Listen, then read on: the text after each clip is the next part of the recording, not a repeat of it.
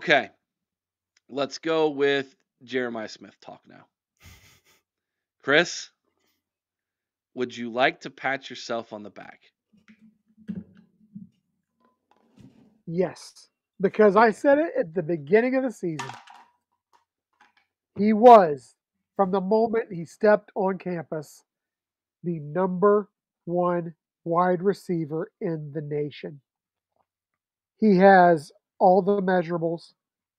He has a work ethic like no one I've ever seen before. And that includes Marvin Harrison Jr., who is had a pretty strong work ethic himself. Um, this kid came in as a true freshman, ready to play on Sundays. He really did. In fact, they said it in the game last night. I think this guy could play on Sundays tomorrow. Yeah, they said last night. And I believe that's absolutely true. I mean, he just has a combination of size, strength, athleticism, speed, and work ethic like nothing we've ever seen before. The closest comparison would be, probably what we saw out of, Calvin Johnson that got him the Megatron nickname, which is how we ended up our boy Mello called Jeremiah Smith Optimus Prime.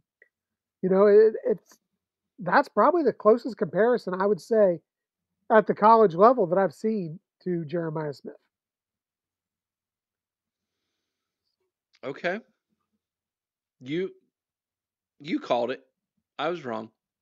I was the one trying to pull the reins back on everybody because history said, when hype trains get this big for someone who's a true freshman, they hardly ever pan out. But he is one of two freshmen who might be the best wide receivers in all of college football. Alabama's got one too. Yeah, Ryan's And, pretty good. and the best thing is we got him for 2 more years, Eric. Well, maybe. I've seen a lot of guys leaving their teams early. And I'm not saying that that's going to happen or that the collective would ever let that happen. But this is a new era of college football. I think you're going to have to recruit that guy every single offseason to keep him Oh, where he's at. you will. Here's the thing, and not to sidebar this off of Jeremiah Smith, but you bring up a good point, and let's call it what it is. We are in an era where these players are employees. At this point, we Hmm. just need to put them on contracts. It needs to go to contracts. I'm I not. agree. I don't hate it. I don't. I mean, if we're going to be NFL light, we might as well go that route. And I think that eventually we are. And I think eventually you're going to see a player union in college football. That's going to come sooner rather than later. And I don't think and it'll be led by Northwestern players. Let's be honest.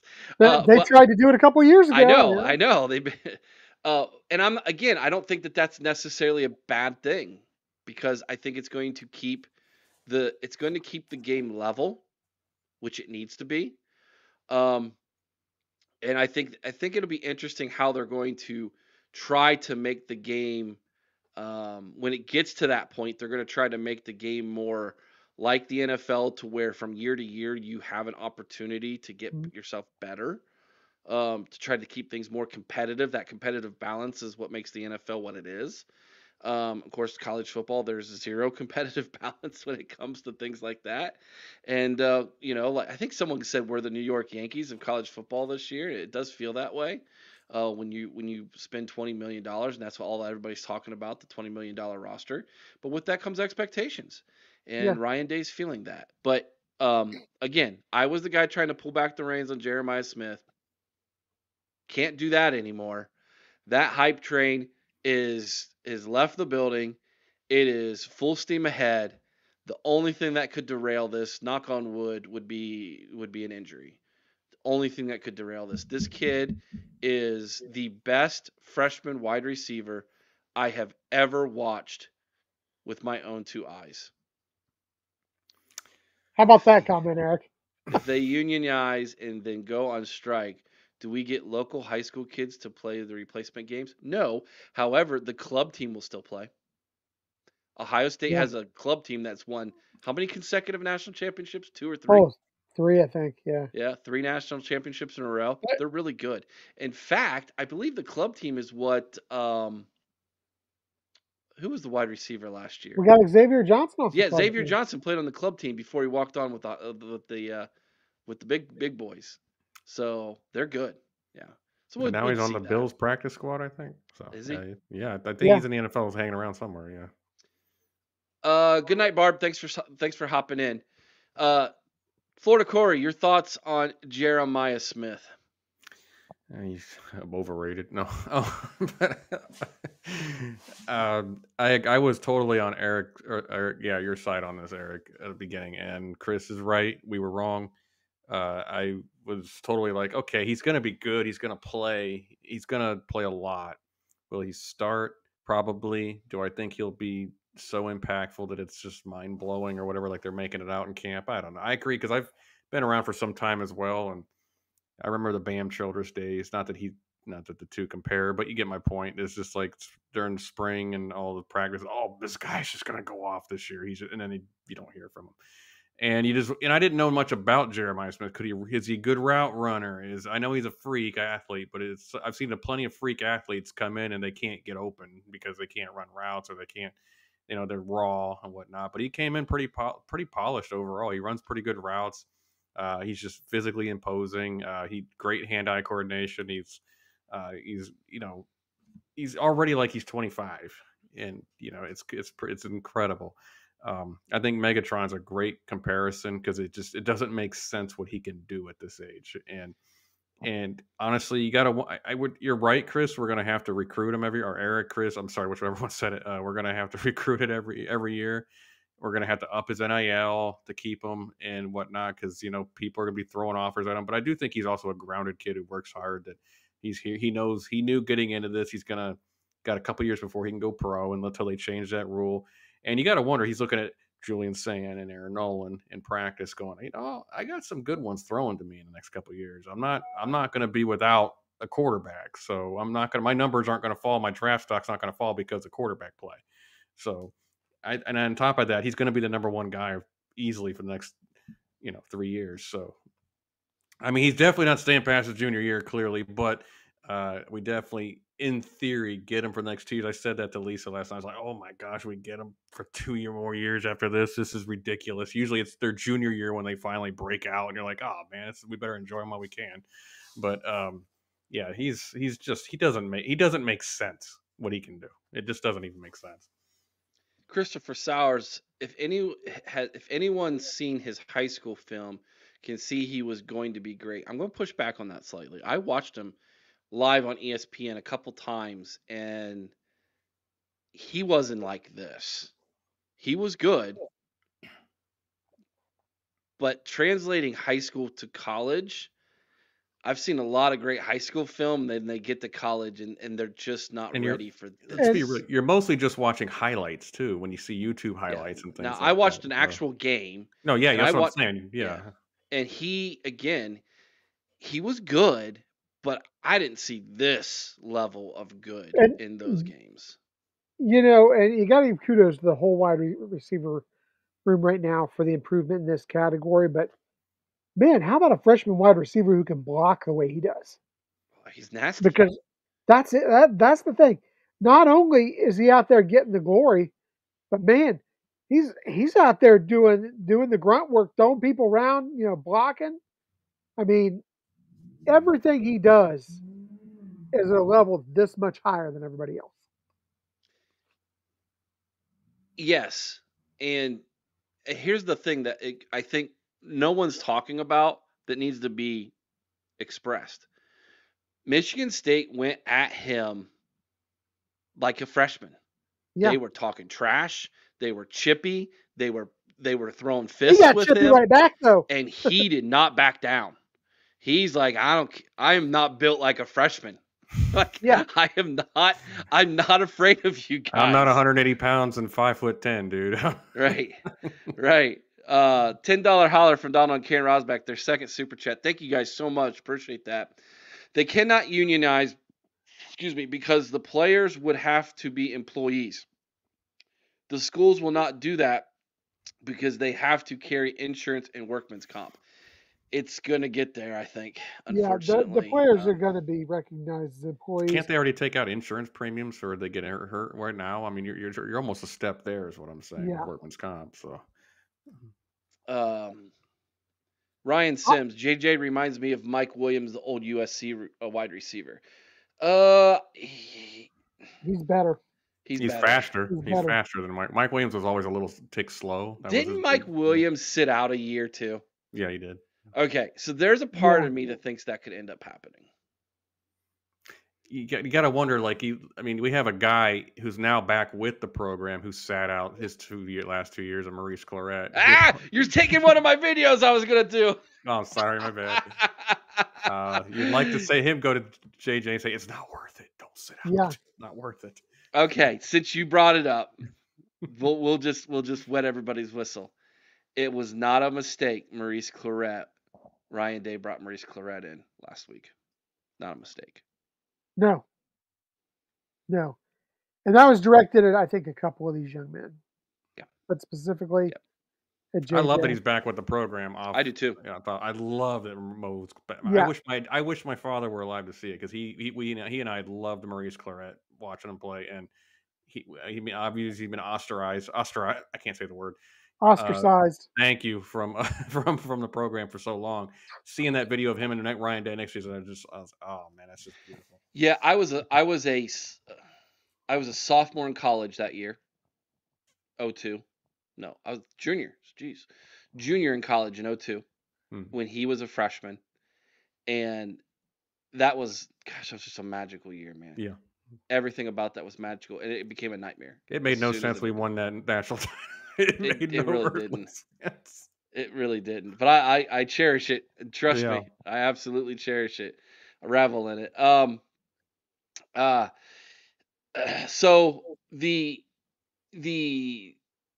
idea, Chris, that he's going to hit some kind of freshman wall or the sophomore wall, like, where's this thing going in your mind? I mean, you're the one who's been preaching this since the beginning, so I'm going to give you the opportunity to do it again, Nostradamus. Where's this thing going? Like, if he's, and again, this is all on him staying healthy. Let's say he stays healthy. Like, what are we going to see from this guy by the end of the season? He's only got 4 games in the books. That's it. And the numbers he's putting up and the catches he's making and the impact on the game he has. That's the biggest thing to me, the impact on the game. Like, this is Maurice Claret level impact, except he's a wide receiver, which never happens, man. Never. Freshmen, running backs? Yeah. But not wide receivers. And let's really look at this. 4 games, 19 catches, 364 yards, 5 touchdowns. He's averaging 19.2 yards per reception. And guys, has he played past midway in a third quarter yet? I don't think so. He set the fourth quarter out in every game. Yeah. I think he set out a good chunk of the third quarter in 3 of the games. Guys, I mean, I truly believe you're 4 games in.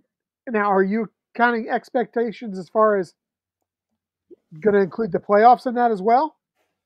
I mean, we have to, right? I mean, so you're looking at this team potentially having as many as 12 more games. So, my God, I mean, you think about let's that. Let's go with 11. Well, no, because Big Ten 12. Championship game. Yeah. You're right. So 12 more games. So you think about that. You're talking about this guy potentially has another. This guy could get near 2,000 yards receiving. He could go for 15 to 20 touchdowns. And he's just going to get better as the year goes on. Yeah, that's what I'm telling you. I'm telling you right now. He is a Biletnikoff contender as a freshman. I think he wins at least one Biletnikoff before he's done, if not. Oh, yeah. It might be this year. as far as Heisman candidates, is he our Heisman candidate on this team? I think he has to be. If you look at this team right Ours, now, yes. Will he win it? No, but ours, yes. I don't know. Let's say he goes out and he finishes the season with 90 catches for 1,800 yards, averaging 20 yards per reception and 16 to 18 touchdowns. How do you keep the guy off the Heisman list? Oh no, I'm not How, saying he won't be on the list. I just don't think he'll win. But well, how do you? I mean, honestly, would you say that he wouldn't win it at that? Those numbers are it unheard just of. depends on what like Jalen Milroe's doing and things like that. Milroe put up stupid, goofy video game numbers yesterday, so it's like, or even Ryan Williams. What if he gets 90 catches, 1,800 yards? I mean, he's doing incredible things right now too. So it's tough for a receiver, especially a freshman, to But win it. you know what? You bring up a perfect point, Corey, and one that Eric's brought up to me in the past. You talk about Milroe, you talk about the freshman receiver down there at Alabama. Mhm. Those guys are going to pull votes from each other. Okay.